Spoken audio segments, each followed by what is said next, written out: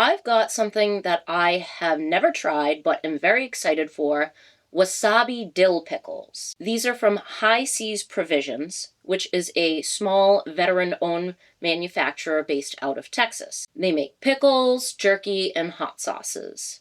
Here we go. The smell isn't very biting. Let's fuck with it.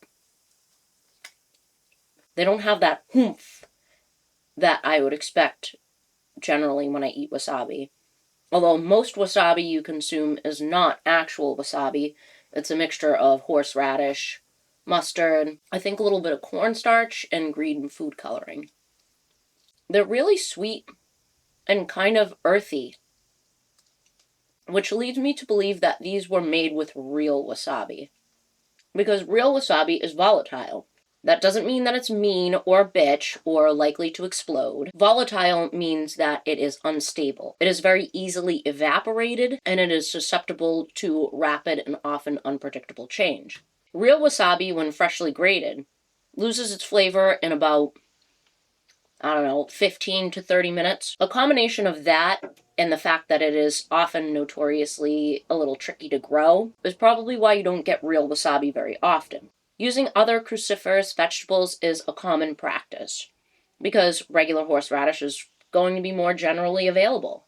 The spiciness of wasabi differs from, say, hot peppers and capsicum. The compound that hits you right in the nose is allyl isothiocyanate, which I think I'm saying right. This doesn't linger on the tongue, but it evaporates very quickly, and why you get that punch in the back of your throat and that whoomph in your sinuses.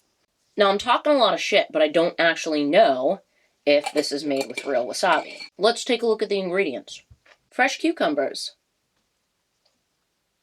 water, distilled vinegar, pickling spices, salt, maltodextrin, garlic, spice extractives, citric acid, pickled ginger root, garlic, wasabi powder, calcium chloride, a firming agent. So there is real wasabi powder in here. I understand wasabi powder keeps for longer and is more readily available and more stable.